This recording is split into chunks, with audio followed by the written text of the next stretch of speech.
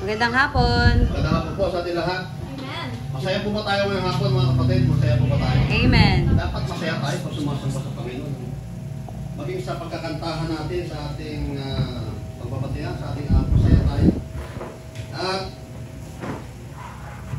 mabuhaw tayo sa salita ng Diyos. Ano po? Magandang hapon po muli mga kapatid. Ano? Ako hindi nakapagawa ng mensahe kagabi ng madali kasi masyado pong naging busy ang inyong dito. Pero sa kabila po ng kabisihan, ako po humiling pa rin sa Panginoon na tayo ay magagawa ng mensahe na magkikipagpapala po sa atin. Ano po? Marami po pa tayo natutunan mga kapatid. Hindi po rin natin tinalakay yung salita ng Diyos. Ano po? Yung mga mahalaga, kung bakit mahalaga ang salita ng Diyos. Hello. Kung bakit mahalaga po at bakit ang makapangyarihan po ng salita ng Diyos. Ano? Totoo po bang makapangyarihan ang salita ng Diyos? Amen. At totoo po bang ito ay matalas sa alinmang tabak na magkabilay talas? Ano po mga kapatid? Ano?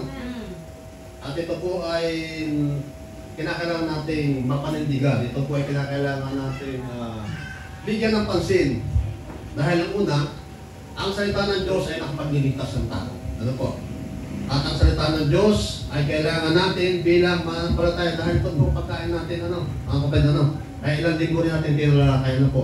Ang ating pong tema ngayon, ang ating pong talakayin ngayon, ay salita, kung hindi dahil sa salita ng Diyos po, mga kapatid, hindi po natin makikilala ang tunay na Kristo. Ano po? At yan po, sabi ko, kaya po nagsimula sa salita ng Diyos, yan po ang atin lamang pag-uusapan dito. Wala pong iba ditong pag-uusapan, wala po tayo ditong ibang tatalakayin. Wala po ditong tatalakayin tayong relihiyon o anuman. Ang salita ng Diyos po ang magbibigay sa atin ng buhay, ng kalakasan, ng panatagan. Marami pong binibigay sa atin sa salita ng Diyos. Amin po ba tayo mga kapatid? Totoo po ay mga kapatid. At yan po ay nararanasan natin. Maging ako, nararanasan ko po ang pagpapala ng Panginoon. Tayo rin, naranasan natin. Dapat nating maranasan. Ano? Hindi pwede yung narinig lang natin, pero wala naman sa buhay natin. Hindi pwede yung narinig lang natin, pero hindi natin sinasabuhay natin. Dahil nung napag-aralan nga natin, kapag hindi mo sinunod ang salita ng Diyos, para ka lang na humarap sa salamin, pagkatapos mo nakita ang sarili mo, iniwanan mo na. Ano? At saka, para tayo pala sinungaling, ano? Dito po nakalala ng ating mga tatay. Walang halaga kung tayo po ay nakikinig na salita ng Diyos at ito po ay hindi natin pinamumuhay. Ano po? Amin po ba tayo doon, mga kapatid? Kaya, ngayon po, ang ating pong tema, tayo po ay dumako muna sa panalangin. Ay nanyahan po natin ng manalangin, tayo po ay humingi ng patnubay ng ating banal na Espiritu. Ano po? Tayo po ay dumalangin, mga kapatid. Ang Diyos na nakila sa lahat, Panginoon, purihin ka ang Diyos. Nakilang Ama, muli po kami ay sasamba sa iyo. Nais namin makita, Panginoon Diyos, at madama, Panginoon Diyos, ang mensahe mo ngayong oras na ito, Panginoon Diyos. Nais namin lalong maging matatag, Panginoon Diyos, sa pamamagitan ng narinig naming katotohanan mula sa iyo, Panginoon. Nais namin lubos na makilala ka, Dakilang Ama. Sapagkat wala kaming magagawa kung kami malayo sa iyo, Panginoon. Kung kaya, ang buhay namin, ang binibigyan namin, Panginoon Diyos, ay buong pagtitiwala sa Panginoong Sus. Ang binibigyan namin, ang aming pagtitiwala lamang sa aming Panginoong Sus. Ikaw po ang gumabay sa amin, maging sa pag-aaral, maging sa pagmimensahe ng mensahe ng oras na ito, Panginoon Diyos. Ikaw po ang manguna. Hindi po namin ito kaya. Ito po hinihiling namin, Panginoon, na ikaw ang patunay, ikaw ang patuloy na gumabay, Banal Espiritu, ikaw po ang patuloy na magturo sa amin ng magandang bagay mula sa kalangitan. Salamat po, Panginoon. Patuloy mo po kami pakainin ng salita. Ang espiritual na buhay, Panginoon Diyos, ay lumakas. Patuloy mo kami bigyan ng kalakasan espiritual na nagmumula sa iyo, Banal Espiritu. Ikaw po ang patuloy na muna sa aming buhay. Ikaw po ang magiging gabay namin hanggang sa amin kung pagtatapos ng mensahe ito, ng hapon ito. Salamat po, Ama, sa pangalan ng Panginoon Jesus. Amen. Amen. Sorry po, medyo inuupo pala ako. Ngayon ako hindi po, kanina hindi. Okay. Ang tunay na pagkakilala kay Kristo. Ano po? Ito po yung tunay na pagkakilala kay Kristo. Paano po ba natin nakilala ang Panginoon sa Kristo? Ito po isang mahalagang bagay na desisyon sa ating buhay. Mas mahalaga pa po ito sa desisyon natin sa lahat ng bagay. Mas mahalaga pa po ito sa desisyon sa pag-aasawa. Pag-aasawa, nagkakamali tayo eh. Merong mga relasyon na nagkakamali dahil hindi tama ang ating mga puso. Kumbaga, hindi tayo dumalangin sa Panginoon ng hinihiling natin, kaya tayo hindi nagkaroon ng katagumpayan sa pag-aasawa. Maraming bagay ganun, maraming desisyon sa buhay, sa ating hanap buhay, sa ating negosyo, ang bumabagsak ng dahil sa ating desisyon. Mga kapatid, maraming mga nangyayari sa ating buhay, maliit man o malaking desisyon sa buhay natin, talagang bumabagsak. Lumalagapak tayo sa ating buhay. Pero, ang desisyon po na pagkilala at pagsunod sa Panginoon sa Kristo, yan po ang pinakamalagang desisyon na ginawa natin bilang isang mananampalataya ni Kristo. Tama po ba tayo ng mga kapatid? Wala pong iba, mga kapatid. Ako, simula nung nakakilala ko sa Panginoon, pero hanggang ngayon, ako po'y bata pa. Nung ako'y sinasama nga ng magulang ko. Pero nung ako'y nakakilala, hindi po ako desisyon kong sumunod sa Panginoon sa Kristo. Sumunod, pero pawintang-wintang din ang buhay ko. Masasabi ko rin, hindi ako talaga sumunod na seryoso. Dahil ang buhay ko naging pawintang-wintang. Mga kapatid, ganun tayo eh. Hindi tinuturuan tayo ng Panginoon. Mga kapatid, Pero, sa desisyon ko yung mga kapatid, naramdaman ko, tumakbo ang panahon, tumanda na ako. Hindi naman masyadong matanda, medyo tumanda lang. Hindi po nagsisisi sa desisyon ko. Bakit? Dahil hanggang ngayon po, nararamdaman ko yung paggabay sa akin ng Panginoon. Nararamdaman natin, bagamat tayo ay nagdesisyon, subalit sa desisyon natin yung nagpawindang-windang pa rin tayo, hindi tayo seryoso sa desisyon natin, dapat seryoso tayo eh. Dahil ito nga ang malaking bagay. Ito nga mahalagang bagay. Pero, sa kabila po nun, naramdaman ko at mararamdaman nyo na hindi nasayang ang inyong pagdesisyon. Dahil sa panahon ngayon, hinahawakan pa rin kayo ng Diyos. Amen po ba tayo mga kapatid? Sa panahon, bagamat kayo bumagsak, sa panahon, bagamat nagkawit-awit ang buhay nyo ng pagsunod kay Kristo, nararamdaman ko, sana nararamdaman nyo rin na hindi kayo binibitawan ng Panginoon. Ano po mga kapatid? Maraming problema, dumaan na tayo dyan. Pero, ang mahalaga, hindi tayo pinapabayaan ng Panginoon po.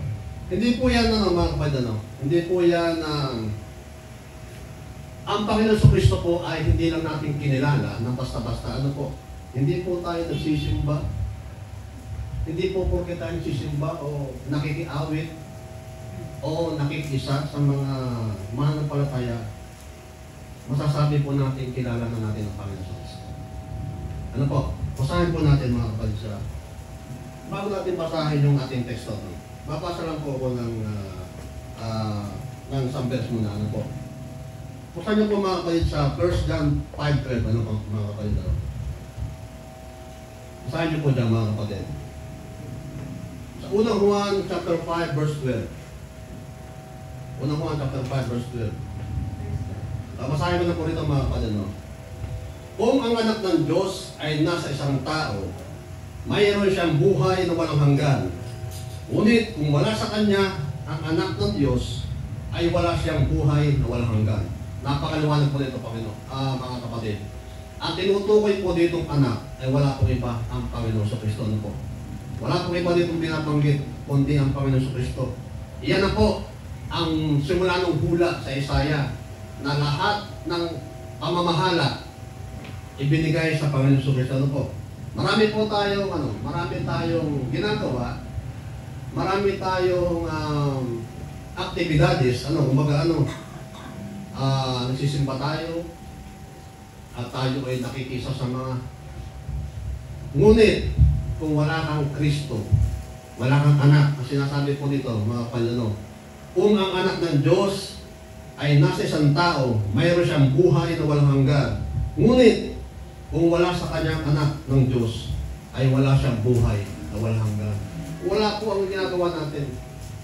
Kung tayo po ay namumuhay lamang sa mundong ibabaw na ito, at tayo'y hindi nagiging seryoso sa ginawa natin sa desisyon, wala pong halaga.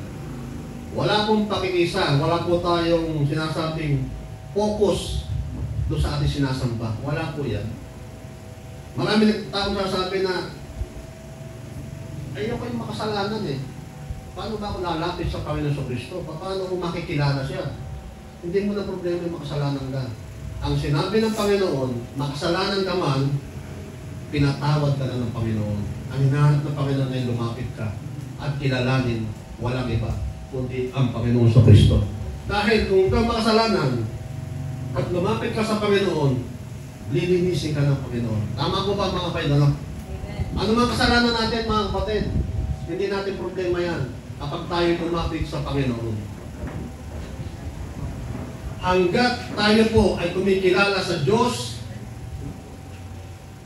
na buhay, sa anak ng Diyos, ang sinasabi po dito sa 1 John 5:12, hanggat kinikilala natin ang Diyos na buhay, ang Diyos na anak ng Diyos na buhay, magkakaroon tayo ng buhay na walang hanggan. Ano po mga kapatid? Maliwanag po yan eh. Hindi po ito relihiyon. Hindi po ito kung ano magsamahan. Ano po mga kapatid? Yung pong salitang Kristiyano, ano po mga kapatid? Nanggaling po yan sa root word na Kristo. Ano po? Pag sinabi po tayo Kristiyano, tayo po ay mananampalataya ng ating Panginoon sa Kristo. Ano po mga kapatid? Ano? Hindi po tayo tagasunod ng ibang tao o ng ibang Diyos-Diyosan. Ano po? Tayo po, na simula na nakakilala sa Panginoon bilang Kristiyano, tayo po ay naging tagasunod ni Kristo. Ano po mga kapatid? Tama po ba mga kapatid? Ano? Hindi po porque tayo ay gumagalaw dito o ano. Ang mahalaga po, ang sinasabi sa Biblia, ano po mga kapatid? Ano? Ang sinasabi po dito sa unang Juan, chapter 5, verse 12, kung ang anak ng Diyos ay nasa isang tao, mayroon siyang buhay na walang hanggan. Ngunit kung wala sa kanya ang anak ng Diyos, ay wala siyang buhay na walang hanggan. Maliwanag po ba, mga kapatid? Kung napapabilis tayo, teka. Napapabilis naman tayo ngayon. Maliwanag po ba, mga kapatid? Ibig sabihin po, dapat tayo ay nakatuon lamang sa anak ng Diyos na walang iba, ang Panginoong Jesucristo. Ano po, mga kapatid? Kinakailangan pong magkaroon tayo ng desisyon, makilala natin ang tunay na Kristo. Ano po, mga kapatid? Wala pong iba tayong dapat kilalanin Diyos, kundi ang tunay na Kristo. Ano po? Amen. Na kinakailangan meron po tayong katiyakan. Meron tayong katiyakan, kasiguruhan na nakikilala natin si Kristo. Nakuha po ba natin? Ano po, mga kapatid? Yung mga bago dyan nakikinig, ano? Nakuha po ba natin? Ano? Nawa po ito hindi masayang, ano po. Paggabi, ako hindi nga nakagawa ng mensahe, pero ngayon parang excited ako, parang dali-dali siyang mga salita. Dahil gusto ko po ipakilala ngayon, pagkatapos natin nag-aaral ng salita ng Diyos, gusto ko po ipakilala ang ating sinasamba na walang iba, ang tunay na pagkakilala sa Panginoon sa Kristo. Amin po ba tayo mga kapatid, ano? Yun po ang ating, yun po ang ating hugot, no? Ba't ba tayo pumupunta rito? Kaya lang po tayo nagtitipon dito, walang iba, kundi para sumamba sa ating Panginoon sa Kristo. Ano po? Hindi po ang anuman. Wala pong dahilan. Wala pong dahilan para pumunta kayo dito, kundi ang Panginoon sa Kristo. Yun lamang po ang ating tataas sa panambahan natin tuwing linggo. Ano po, mga kapatid? Ano? Dahil alam niyo po, mga kapatid, marami magsusurpresa. Marami magsusurpresa darating ang oras. Marami magsusurpresa na gumagamit ng Panginoon ng pangalan ni Jesucristo, pero ang sasabihin ng Panginoon Jesucristo, lumayo ka sa akin, hindi kita nakikilala. Basahin nga po natin mga kapatid. Bakit na basahin natin naman? Basahin po natin sa Mateo mga kapatid. Ang nakakalungkot po mga kapatid, kaya pakisumuruhin naman natin. Siguruhin natin mga kapatid na yung kinikilala po nating Kristo ay tunay po ang ating pagkakilala. Dahil babasahin po dito mga kapatid. Sa Mateo chapter 7 verse 21. Nandiyan na po kayo, mga kapatid. Kaya may mga bago nakikinig.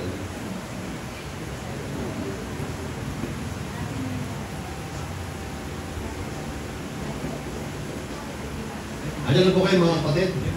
Sa Mateo chapter 7 verse 21. Ito po, babasahin ko ng mga kapatid.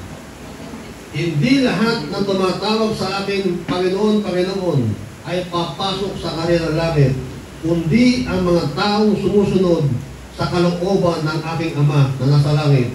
Sa araw ng paghukom, marami magsasabi sa akin, Panginoon, hindi po ba't iyong pangalan ay nangaral kami? Nagpalayas ng mga demonyo at gumawa ng mga himala? Pero itong sagot ng Panginoon, ngunit sasabihin ko sa kanila, hindi ko kayo nakikilala.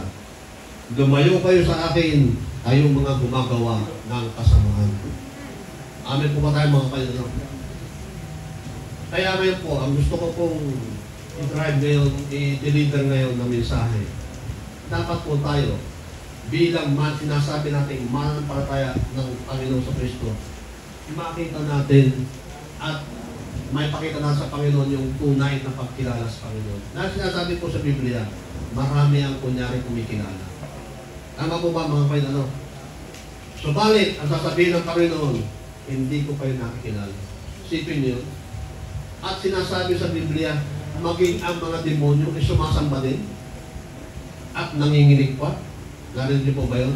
Maging ang mga demonyo, ang mga tao na sinasabing kumikilala sila kay Kristo, ay hihiyain sila ni Kristo. Yan po ang pinakamalungkot na sabi ng Panginoon. Maraming sasabi, Panginoon, ginagamit ko ang pangalan mo, pagpapalayas ng demonyo, pagpapagaling ng may sakit. Subalit ang sabi ng Panginoon, ngunit sasabihin ko sa kanila, hindi ko kayong nakikilala, lumayo kayo sa akin, kayong mga gumagawa ng kasamaan. Gusto ko ba nating marinig yun sa bibig mismo ng Panginoon sa Kristo? Ano po? Kaya ngayon po, ngayong hapon ito, kinakailangan nating makita yung tunay na pagkilala sa Panginoon. Mabigat po ito. Mabigat ito. Kasi kung hindi natin tunay na makikilala ang Panginoon sa Kristo, nagsasayang tayo ng oras. Ulang. Sayang ang oras natin pupunta rito. Tapos sasabihin ng para sa atin ng Panginoon, hindi kita nakikilala. Bagamat ginagamit mo ang Panginoon, ang pangalan mo, hindi kita nakikilala. Hindi, o gamitin mo man ang pangalan mo, hindi kita nakikilala. Ikaw, hindi kita nakikilala. Ginamit mo ang pangalan mo, pero sa maling paraan. Maaaring ginamit mo para magkapera ka, o ginawa mo negosyo, o halimbawa ginawa mo para kunyari, ikaw mataas. Mali yun eh. Ang Panginoon sa Kristo po ay dapat siya ang ating tinataas. Pero kung ako po po sa salita rito, at ang iba mga ngaral, ang tinataas po nila ang sarili nila, ay hindi po kalugod sa Panginoon. Amin po tayo mga kapatid. Kaya po tayo dito sa hapon ito, wala po tayong ibang itataas, kundi ang Panginoon sa Kristo. Amin po tayo mga kapatid. Sa atin pong mga pagsamba tuwing linggo, pagpunta namin dito galing sa ina, wala po tayong ibang sasambahin, kundi ang Panginoon sa Kristo ng tunay. Kaya po, ang tunay na pagkilala kay Kristo. Dahil, ibig sabihin pala, may mga peke. May mga peke ang sinasabi sa Biblia pala. Hindi tunay. Kaya, tayo nag-aaral ng salita ng Diyos, para makita natin yung talagang katotohanan. At yung katotohanan na yun yung tunay. Yun yung genuine, yung pananampalataya talagang genuine, yung walang halong biro, walang halong pag-iimbot, walang halong pagkukunyari. Alam mo, mga kapay, tama po mga kapay na doon. Okay. Basahin po natin basahin na po natin itong sa Mateo chapter 16. Basahin natin mga kapay. Itong ating key chapter, basahin natin. Mateo chapter 16. Verse 13. Ito po, pinapakilala dito si Kristo na po. Kung ano siya, ito po ay kausap din si Pedro na po, apostola lang. Babasahin ko po muna mga kaibigan. Nang dumating si Jesus sa bayan ng Cesarea ng Pilipos, tinanong niya ang kanyang mga alagad, sino raw ang anak ng tao? Sino raw yung anak ng tao? Si Kristo no? Ayon sa mga tao. Ayon sa inyo, sa mga tao. Sumagot sila. Ang sabi po ng ilan, kayo si Juan na tagapagbautismo. Sabi po naman ng iba, kayo si Elias. At may nagsabi po kayo si Jeremias o isa sa mga propeta. Tinanong ulit sila ni Jesus. Tinanong ulit sila ni Jesus, ngunit para sa inyo, ano si Kristo? Ano sabi no? Talaga. Ngunit para sa inyo, sino ako? Sabi ng Panginoon. Ngunit para sa inyo. Kumbaga tayo magkakaharap. Ngunit para sa inyo, sino si Kristo? Sino Jesus Christ? Yan ba'y narinig nyo lang? Yan ba'y narinig nyo lang dahil siya ay isang anak ng karpintero? Ang tatay niya karpintero? At siya ay sinilang sa sabsaba? Yun lang ba? Siya ba'y narinig nyo lang na chismis? Parang, ay si Kristo ay tagaroon, pero nangangarap hiyain na siya, gano'n lang. Hindi eh. Ang pinapakilala po dito, ang pinapakita po dito, kung sino talaga ang Jesucristo natin dapat kilalanin. Ano po mga kapatid, ano? At ang sagot dito, ngunit para sa inyo, sino ako? Sumagot si Simon Pedro, kayo po ang Kristo, ang anak ng Diyos na buhay. Amen po ba tayo mga kapatid, ano? Siya yung Diyos, siya yung anak ng Diyos na buhay, siya yung Kristo. Ano po? Ang sinasabi po, sa ibang translation po ng Biblia, ang sinasabi, ikaw yung Mesayas. Ikaw yung Kristo. At ang ibig sabihin po nun ay tagapagligtas. Tama po ba mga kapatid? Ikaw yung tagapagligtas. Ikaw yung tagapagligtas na inihula nung panahon pa man ni Isaiah. Hindi pa sinisilang si Jesus Christ. Basahin niyo po sa Isaiah 9:6. Ano po? Hindi po basahin sa Isaiah. Isaiah chapter 9 verse 6, ano po? Matagal na po itong inihula si Kristo. Kaya ito po ay, kaya po si Kristo ay, ito po ay, ang kanya pong pagkamatay, hindi po aksidente. Talagang siya ay inihula para tubusin ang kasalanan ng tao. Mapako sa krus at tubusin ang kasalanan ng tao. Hindi po ito aksidente. At siya ay nakahanda doon. Ano po? Nakukuha po ba? Nanay ko rin ano? Hindi po si Kristo inambus at biglang namatay. Hindi po yun. Yan po ay hula. Ayan po, basahin po natin sa Isaiah chapter 9 verse 6. Ano po mga kapatid? Isaiah chapter 9 verse 6. Ito lang kong binabasa. Sapagkat isinilang ang isang sanggol na lalaki para sa atin. Ibibigay sa kanya ang pamamahala at siya ay tatawaging pangahangang tagapayo, makapangyarihan Diyos, walang hanggang Ama, prinsipe ng kapayapaan. Amen. Yan po si Kristo mga kapatid.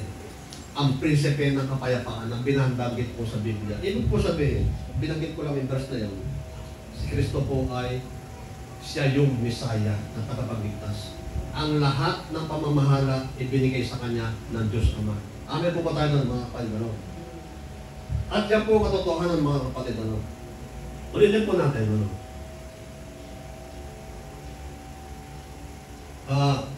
Tinanong ulit sila ni Jesus, ngunit para sa inyo, sino ako?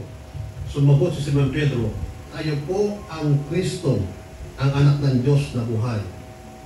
Siya po yung makapangyarihan Diyos. Nakuha po ba niya, nanay ko rin, ano? Ikaw yung Diyos na buhay at walang ibang kikilala ng Diyos.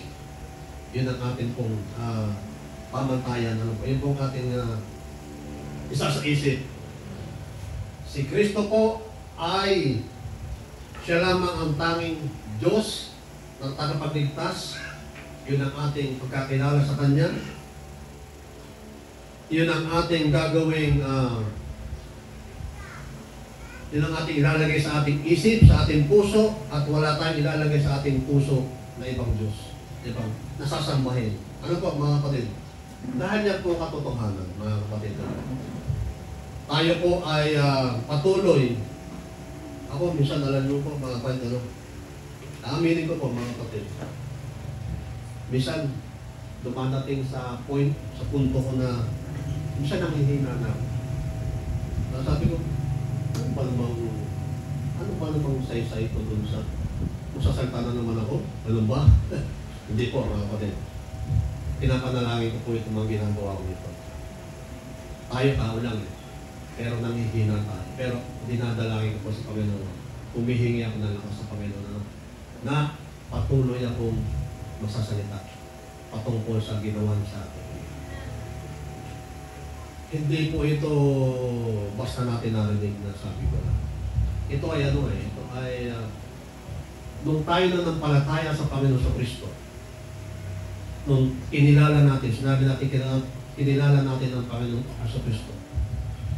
Ay yung pananampalataya natin na nalaman natin na tayo pala yung makasalanan. Yung pananampalataya natin na yun, nalaman natin tayo makasalanan na hindi natin kaya iligtas ang ating sarili. Tama po ba mga kapatid? Na sa pananampalataya nating nakita, yung katotohanan, ano po, na tayo pala, ang pananampalataya natin yon ay biyaya lamang ng Diyos kung kaya tayo nagkaroon ng kaligtasan. Amen po ba tayo mga kapatid? Hindi po ito dahil sa mabubuti nating gawa. Ang sinasabi sa Biblia, na yung pananampalataya po natin ay hindi natin magagawang makatakas sa kapamakan. Nang dahil sa pananampalataya po natin, tayo pala ay nagkaroon ng buhay na walang hanggan. Yan po lagi natin lagi sa isip. Nang dahil sa cross ni Kristo, nang dahil po sa krus na ginawa ng Panginoon, sa ginawa ng Panginoon sa Kristo, doon sa krus ng Kalbaryo,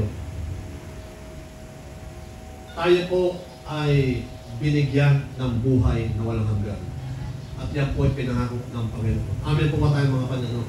Nang dahil doon, nakita natin ang ating kasalanan, na tayo pala, hindi natin kaya dito sa sarili natin.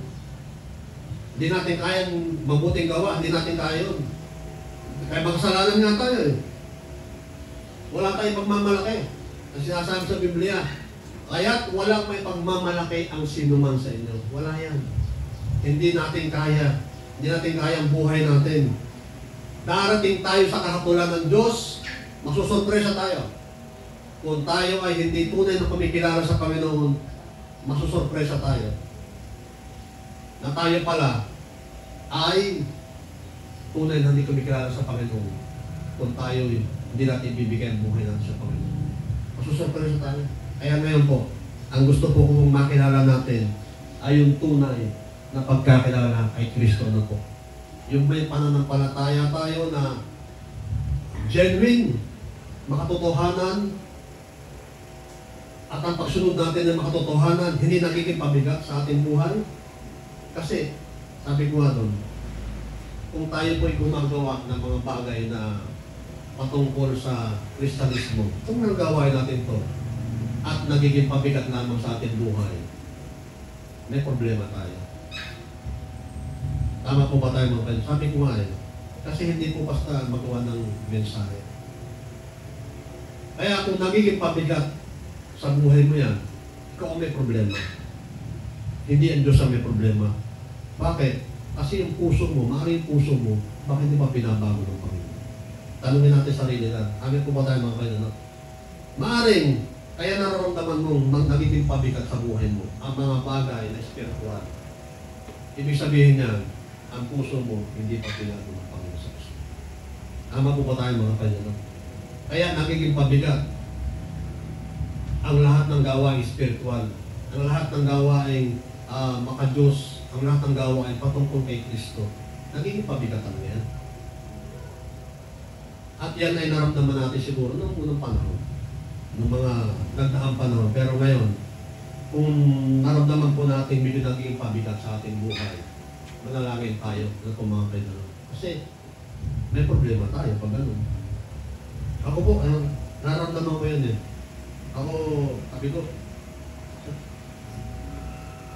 dahil ito nakaraang linggo, medyo naging busy ko. Paano ko magagawa ng mensahe? Ibig sabihin ko, ang puso ko ay hindi talaga binago ng Panginoon, pabigat lang talaga sa akin. Pero ako po'y dumadalangin, humihiling sa Panginoon ng gabay, ng presensya talaga ng Panginoon, na para ayoko maramdaman yung ginagawang ito ng pabigat sa aking buhay. Kasi ako nga may problema, ibig sabihin. Tama po ba tayo mga Panginoon? Hindi po magiging maganda sa akin yun. Kaya ako po'y nananalangin lagi. Dumadalangin ako at humihiling ako. Humihiling ako lagi ng inyong panalangin, ng kalakasan, spiritual, ano po. Kaya, alam nyo, pinapanalangin ko kayo lagi. At yun po ang talagang, yun po talaga dapat ang ginagawa natin bilang mananampalataya ng Kristo. Nagpapalakasan po tayo. Mahina talaga tayo. Nakakaramdam tayo ng kinahan eh. Hindi tayo malalakas. Hindi tayo pinanganak sa mundong ito para napapaglabanan agad natin ang kasalanan. Hindi. Kung hindi tayo dudulog, kung hindi tayo hihingi ng hapag ng Diyos, kung hindi tayo hihiling sa Panginoon ng kalakasan spiritual, bagsak tayo. Along the way, talagang babagsak talaga tayo. At naranasan po natin yan. Ano ba mga kaidano? Dinanamin ko lang po ulitin ko lang po yung verse dyan, po.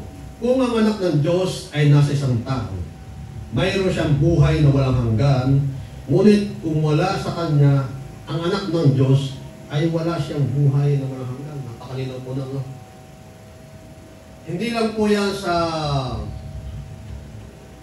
buhay spiritual natin dapat i-apply. Maging sa ating physical na buhay. Na kung wala po ang anak ng Diyos, at wala po si Kristo sa ating buhay, wala tayong mahinat ng buhay natin.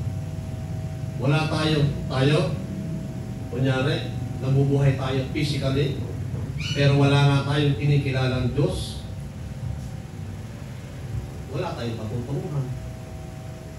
Eh talaga sabi nga sa mga uban sa kangkungan talaga pagsak natin. Wala tayong pupuntahan talaga. Kaya ito po ang pinakamalaga, mga kailangan. Kung anak ng Diyos ay nasa isang tao sa atin. Kaya pakisiguruhan po natin siguruhin natin na ang anak ng Diyos na walang iba kundi ang Panginoon Kristo ay nasa atin. Ano po mga kapatid? At sigurado ang sinasabi sa Juan na siya po ay kung nasa atin ang anak ng Diyos ay may buhay tayo walang hanggan at hindi tayo pupunta sa pangmakan. Kaya tama po siya sabi sa Roma, ang lahat ng kay Kristo Jesus ay wala ng paghato. Basahin niyo po sa Roma. Sa Roma chapter 8 verse 1, basahin niyo po mga kapatid. Basahin natin para maganda. Masarap magbasa ng Biblia na Sa Roma chapter 8 verse 1, lagi itong binabasa napakaganda itong basahin. Kaya nga, wala nang katulang parusa sa mga taong nakipag-isa kay Kristo Jesus. Amen po ba tayo mga kapatid? Tayo po ay may kasiguruhan. Ano po mga kapatid? Ano po ba talaga? At tanong ko po mga kapatid, sino ba talaga si Jesus sa ating buhay? Ano po ba ang kanyang papel? Ano ba ang kanyang ginagawa? Ano ba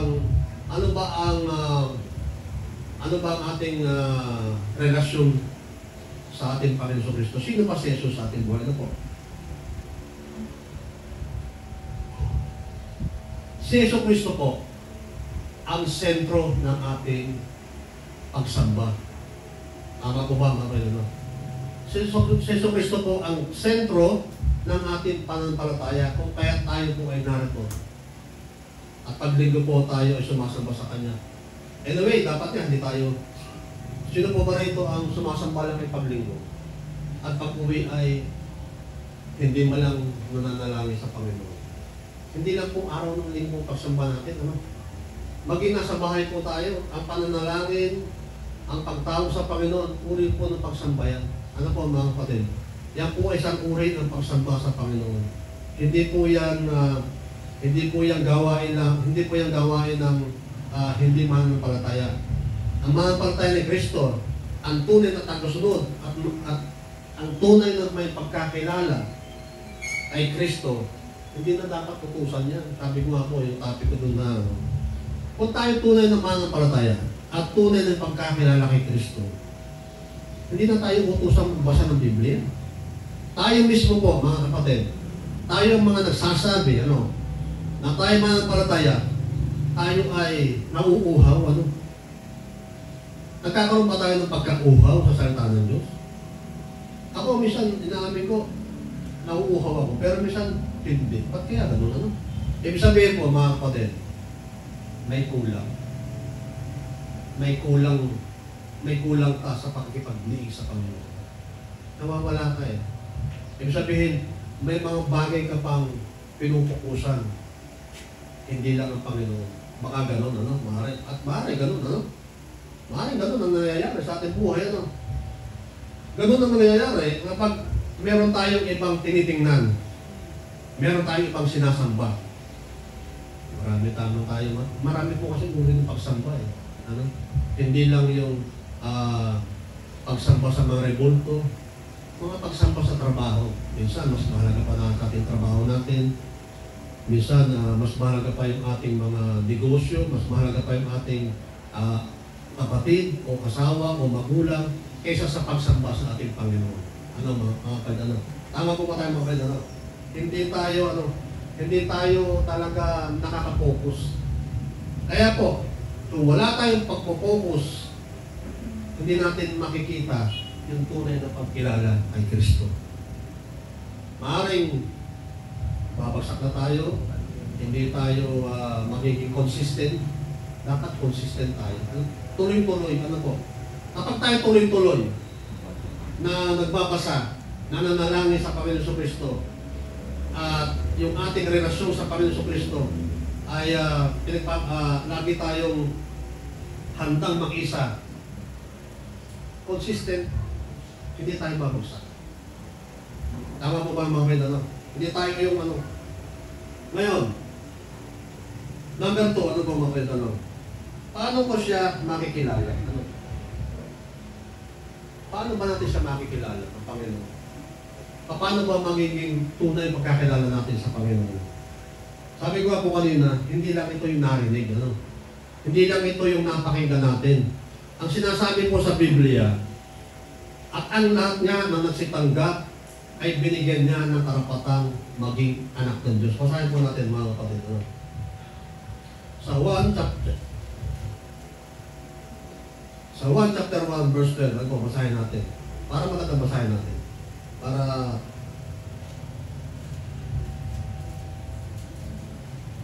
John chapter 1 verse 12, mga kapatid, babasahin ko dito, Subalit ang lahat ng tumanggap at sumampalataya sa Kanya ay binigyan niya ng karapatang maging mga anak ng Diyos. Narinig po ba tayo dyan, mga kapatid? Magandang marinig ng mga bago natin, Magandang makita nila, marinig, Hindi po ito, ang kinakailangan po natin ay tanggapin ang Panginoon Kristo. Sapagkat po sinasabi, lahat ng nagsitanggap ng sa Panginoon Kristo ay binibigyan ng karapatan maging anak ng Diyos. So, ibig sabihin po, mga kapatid, ang pagtanggap sa Panginoon Kristo ay yun nga sinabi ko kanina, ang pagtanggap sa Panginoon Kristo ay isang mahalagang bagay na desisyon ng tao. Bakit? Marami pong bagay na mangyayari sa buhay mo. Ang pagtanggap mo sa Panginoon Kristo, ang buhay mo ay mapapanuto, ang buhay mo ngayon ay magiging hawak na ni Kristo, na dating ikaw ay nasa kadiliman. Ngayon, nung tinanggap mo ang Panginoon Kristo, nakilala mo siya, Yung tunay na pagkilala mo, ibinigay mo sa Kanya, nakita mo sa Kanya. O kaya hindi ka maniligaw. Pag nakilala mo ang Panginoon sa Kristo, hindi ka maniligaw. Dahil pag nakilala mo siya, yung salita ng Panginoon sa Kristo, sa Biblia, na kapag narinig mo siya, nagiging tanglaw nga natin yung ilaw. Nagiging parang ilaw na ang ating mga paa. Kaya hindi tayo maliligaw. Tama po ba tayo mga kapatid? Ano? Ang Panginoon sa Kristo po ay makikilala natin ng lubusan kapag tayo ay laging nakalig sa Kanya. Hindi tayo dapat humiwalay. Ako, alam niyo, naramdaman ko rin lagi. Kaya ako sinasabi mga kapatid, sinasabi yung katotohanan. Minsan pag ako hindi lang nakapagsalita ng ano, at ako hindi nakakapakinig ng mga mensahe, at hindi ako nagbabasa ng Biblia, nararamdaman ko parang may humihila sa akin. Naramdaman niyo rin ba yun mga kapatid? No? Naramdaman ko parang may ibang humihila sa akin. Kaya sabi ko, ayoko naman doon. Sabi ko, ayoko. Parang bang may bumubulong sa akin na tumigil ka na niyan pagbabasa mo. Tumigil ka na ng mga makikinig mo ng mensahe. Parang may humihila sa akin. Ganun talaga ang mga kaaway. Tumigil ka na niyan. Pero alam ko, sabi ko nga, pinakita na sa akin ng Panginoon yung kahalagahan at kapangyarihan ng salita ng Diyos. Dahil ang labanan, tayo po bilang mananampalataya, talagang meron tayong labanan. Alam niyo po ba yung mga kayo? Hindi tayo magbubuhay sa sanlibutan ito nang hindi nakikipaglaban. At yan po ay ang labanang spiritual. Naramdaman niyo po ba yung mga kayo? Maraming kalaban. At hindi po yan mga physical na kalaban. Yan ay mga demonyo na gusto kang agawin sa ating Panginoon sa Kristo. Ano po? Kaya nga po, ang mahalaga, mayroon po tayong tunay na pagkakilala sa Panginoon. Kasi sabi ko nga, marami ang kunyaring kumikilala sa Panginoon, pero ano sabi ng Panginoon? Lumayo ka, hindi kita nakikilala. Saklat nun, ano? Kung saan natin marinig yun. I never knew you, sabi ng Panginoon, hindi kita nakikilala. Sino ka ba? Bagamat ginagamit mo aking pangalan, sino ka ba? Grabe, ano? Ay, ginagamit ko Panginoon pangalan mo, ah. Nagpagaling nga kami doon ng ano, nung may sakit. Yung bulang ay nakakita. Yung pilay ay nakarinig. Tama ba yun? Nakalakad ba? Kala ko yung pilay ay nakarinig at yung bulag ay nakalakad. Ganun ba? Ginigising natin ka, nakakatulog eh. Pero ano sasabihin ng Panginoon? Nakakatulog kasi Tita Linda kaya ginigising ko. Wala mo, nagising na. Meron bang ganong pilay ay nakarinig? Wala naman, ano ha? Ngayon, yun po, ang totoo, ano mga kapatid. Kaya mahalagang magkaroon po tayo ng tunay na pagkakilala sa Panginoon. Ano sinasabi ano po sinabi sa Biblia? Ikaw ang Kristo, ano? Ikaw ang anak ng Diyos. Ikaw ang anak ng buhay na Diyos. You are the Son of the living God. Ikaw yun, si Kristo. Ang sinasabi sa ibang translation, ikaw yung Messiah. Ikaw yung tagapagligtas. Napakalinaw po ng mga Panginoon. Kaya tayo po ay, kaya itong naging title ko, kinakailangan magkaroon tayo ng tunay na pagkakilala sa Panginoon. Para hindi natin pagmalaki na yung pilay ay nakakita. Pero sasabihin ng Panginoon, lumayo ka sa akin. Mapagkawang gawa ka ng masama. Hindi kita nakikilala. Tayo. Amin po tayo mga Panginoon. At paano po natin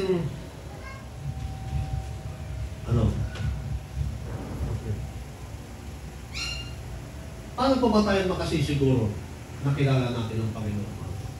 Paano ba natin makasisiguro? Dapat masiguro talaga natin yun. Ano? Dapat magkaroon tayo ng evaluation ba? Tama? Sa ating buhay. Dapat na-evaluate natin ang ating sarili. Ano?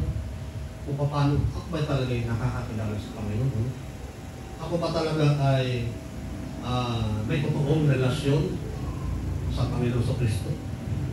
Ako ba talaga ay karapat dapat o totoo ba talaga tinanggap ko ng Panginoon sa Kristo? Ha? Nararamdaman po natin yan ano. Una sa lahat, kapag hindi po kayo nakuhaw sa salita ng Diyos, dahil ang sabi nga po ng Biblia, hindi lamang sa tinapay na bubuhay ang tao, kundi sa mga salitang namumutawi sa bibig ng Diyos. Bilang mananampalataya, ang buhay po natin ay nabubuhay po tayo sa spiritual na po. At kailangan po natin ang salita ng Diyos. Kung hindi po tayo nakukuhaw, kung hindi po tayo nagkakaroon ng pagkasam-asam, hindi tayo nagkakaroon ng pagnanasa na lagi marinig at mabasa at maunawaan at upang maunawa natin katotohanan, maaaring hindi po tayo binago ng Diyos. Maaaring hindi tayo hindi makatotohanan yung ating pagkakilala sa Panginoon. Basahin po natin sa Ezekiel. Ezekiel chapter 36 verse 26. Basahin po natin.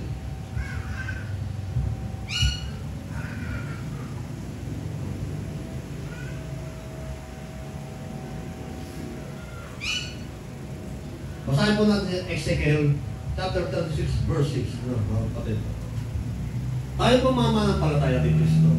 Simula po tayo nang tumanggap sa ating Panginoon sa Kristo, binigyan po niya tayo ng buhay na walang hanggan at binigyan po tayo ng bagong espiritu. Ano po mga kapatid? Ito po, babasahin ko sa inyo. Sa Ezekiel chapter 36 verse 26, bibigyan ko kayo ng bagong puso at bagong espiritu. Ang masuwayin ninyong puso ay gagawin kong pusong masunurin.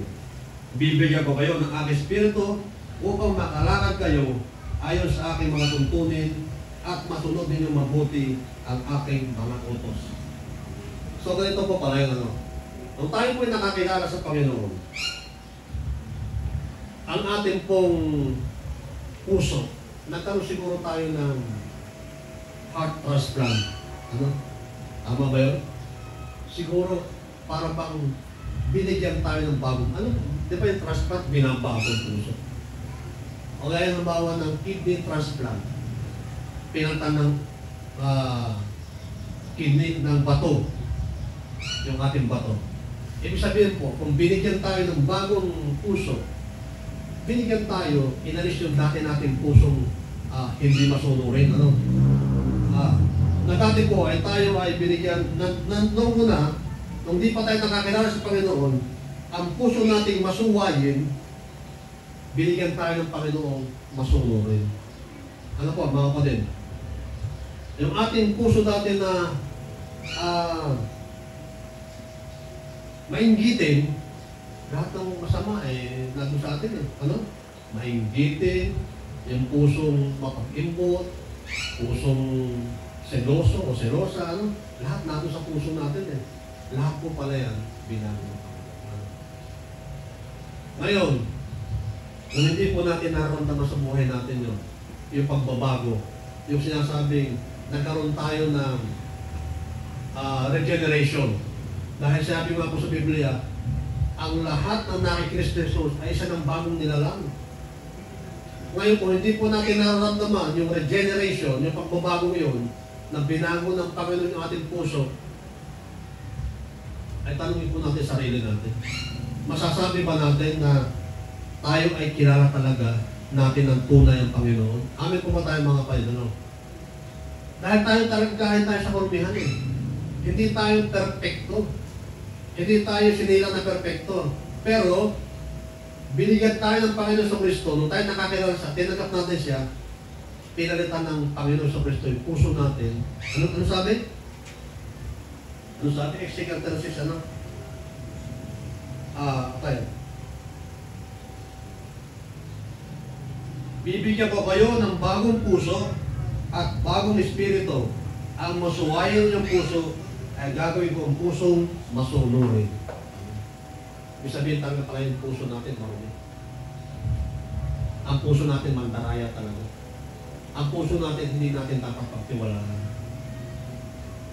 Na kung hindi ang babaguhin ng Panginoon, patuloy tayo sa kasalanan. Amin po ba tayo mga kapatid? Na kung hindi natin ipapabago lahat ng buhay natin, tayo ay binuhay na magandang purpose. Sabi ko nga yung topic ko dati, kinakailangan tayong mabago talaga. Magkaroon tayo ng transformation.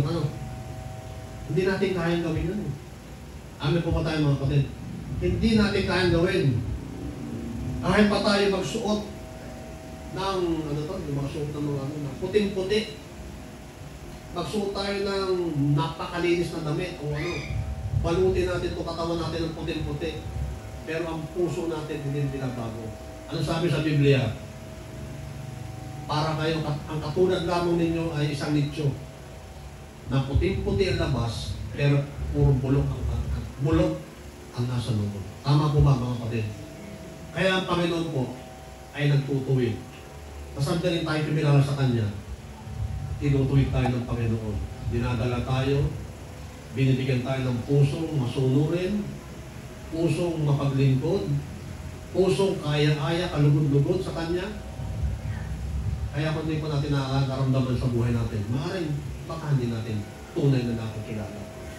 Amin po pa tayo mga kapatid. Yun eh. Kaya sabi ko po kanina, kailangan mo karoon tayo ng tunay na pagkakilala sa Panginoon. Yung sasabihin lang natin ay, ano may nagsisimba na, ano may ano may mabait na pati. Ako dati wala kayo, pero ako pati mabait na. Pero pala, bait-baitan lang, sabi sa bomba. Kumbaga sabi sa bomba, bait mulog lang, Maraming mabait na tao, sa totoo lang. Pero sinasabi nga po sa Biblia, maraming mabait na tao, pero kapag nag-share kayo ng Biblia, nare-rejectin niya ng tao. Di mabait na tao, may mga nakausap ko ganyan, napakabait. Sabi nga hindi makabasa pinggan, pero pag binahaginan ng salita ng Diyos, nare-rejectin niya. Kaya wala sa kabaitan ng pagpunta sa langit. Ang pagpunta sa langit, kinakailangan meron tayong tunay na pagkakilala kay Kristo.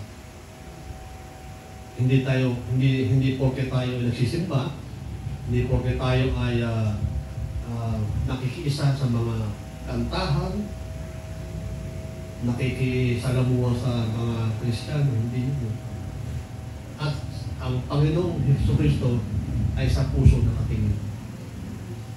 Kaya kung puso natin ay marumi, ako inaamin ko, hindi naman ako talaga ramdam ko, talagang totoong Biblia. Bakit? Ay, hindi naman ako naging perfecto. Nagkakasala talaga ako. Kung hindi ko nakita kung hindi lang binago ng Panginoon yung puso ko, hindi binago ng Panginoon yung isip ko,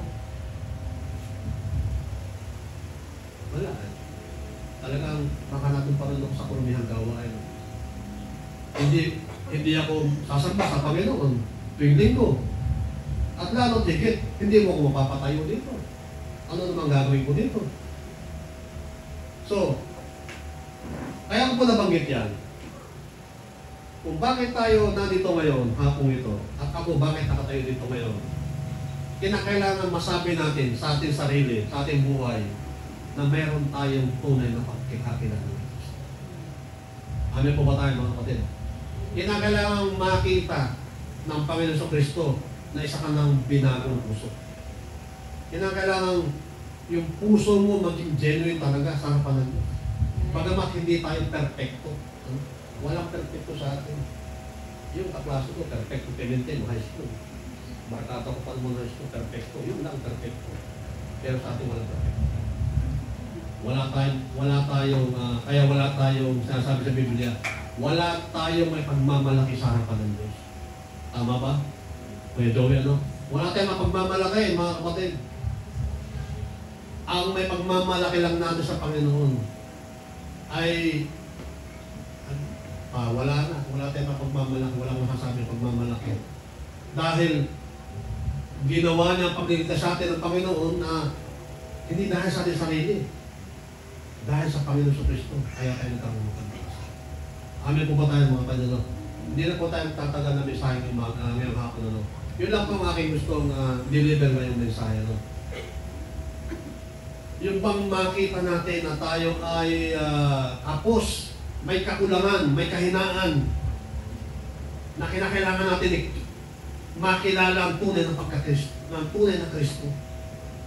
Yung tunay na Diyos, tunay na Kristo na magliligtas sa darating na panahon. Amin po ba tayo mga kapatid? Ano? Hindi po tayo magtuturo dito at hindi tayo magbibigay ng mensahe dito na kinakailangan yung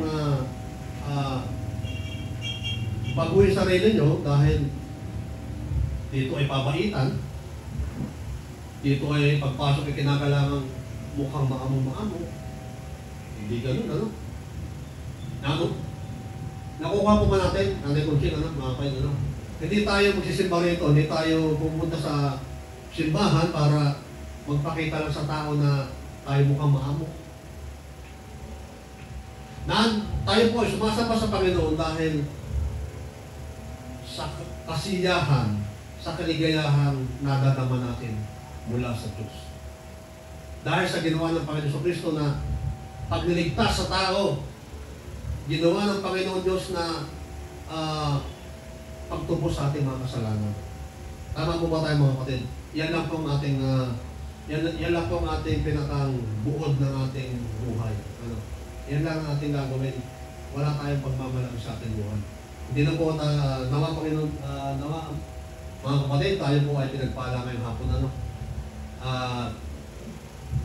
Tayo po ay aalis, maghihiwalay na yung hapong ito. Sana po tayo ay nakapakinig ng salita ng Diyos na walang iba ang tunay na pagkakilala sa ating Panginoon.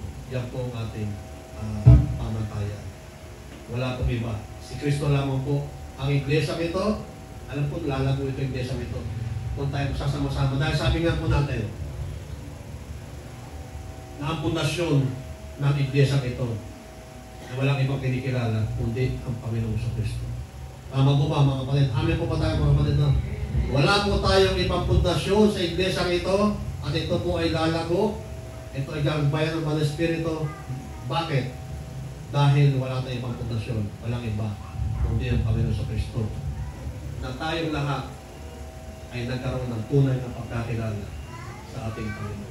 Amin po ba tayo mga kapatid? No? Ayun lang po ano. Nawa po tayo pinagpala ngayong hapon. Ano? Hindi napakabarin nata. Salamat po. Salamat po sa Panginoon. Tayo po yung lukok at tayo po yung lumalangin po sa ganun sa Panginoon. Amang Diyos, sa dakila sa lahat, purihin ka, Panginoon. Salamat po. Ay pakilala ka namin sa mga sa Panginoon na ipahayag namin ang tunay na Kristo na aming kikilalanin. Ang tunay na Kristo na nagbigay ng buhay sa amin. Ang tunay na Kristo na laging gumagabay sa amin. Kami po, Panginoon Diyos, ay patuloy na lalapit sa iyo upang kami humingi ng kalakasan spiritual, kami humingi ng agalingan ng aming mga sugatang mga puso, Panginoon. Kami po ay dumadalangin sa iyo. Patuloy mo po kami gabayan. Salamat po, Panginoon Diyos, at kami binigyan mo ng tunay na pagkakilala sa iyo, Panginoon, na ikaw ang Diyos. Ikaw ang Diyos na buhay, ikaw ang anak ng Diyos na buhay, ang tagapagligtas sa darating na hinihintay namin. Maraming salamat po ang Diyos sa iyo. Ito po ang aming dalangin. Maraming salamat. Pagpalain mo po ang mga nakinig. Salamat pa ng Espiritu sa patuloy na gabay sa amin. Sa pangalan ng Panginoon Jesus. Amen.